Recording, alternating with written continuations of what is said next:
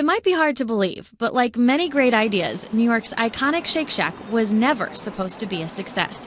Instead, a back-of-the-napkin idea that started as a literal hot dog stand has morphed into an establishment with a cult-like following, and behind it, a CEO who gave up a career in fine dining, who has believed in it from the very humble beginning. Randy, thanks so much for having us out today. Thanks for coming. We're having fun. Awesome. Well, I want to start, Shake Shack has such a cool story, but I want to start with your history first. You started out, you opened a bagel shop in Jersey, went to Cornell for hospitality, hotel and restaurant management, and then you've traveled the world, worked in France, worked all over the country, and then landed back here in New York. What was the moment when you knew that you really wanted to work in this industry?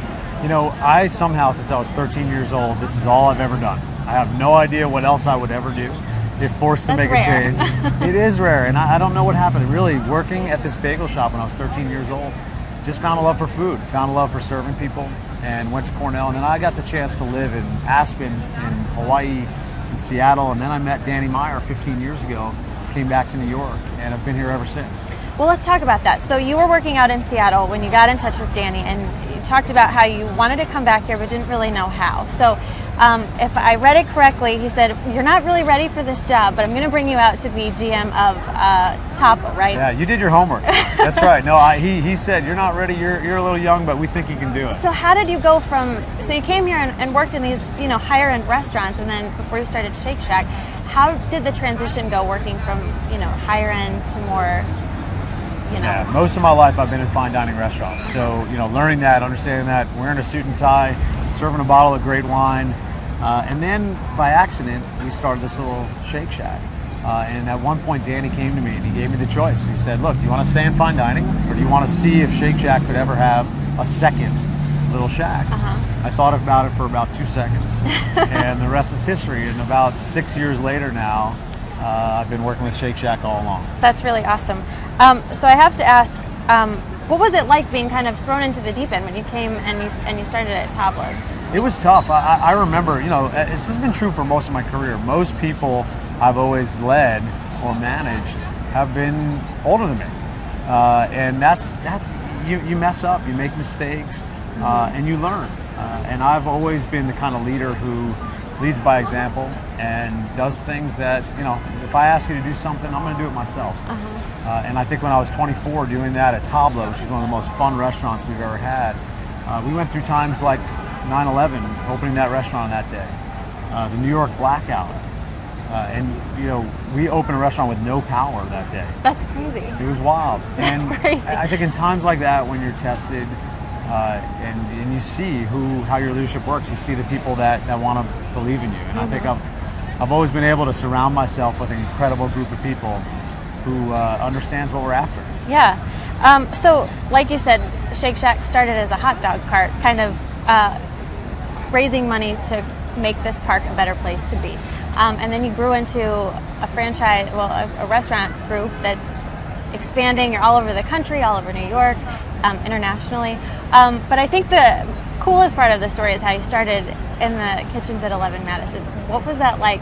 Well, that little hot dog cart, Shake Shack, began in 2001, right on this piece of gravel right here, where this park was going through a renovation. And they, as part of the first art exhibit, a guy did a thing called I Heart Taxi, and he put taxis on stilts.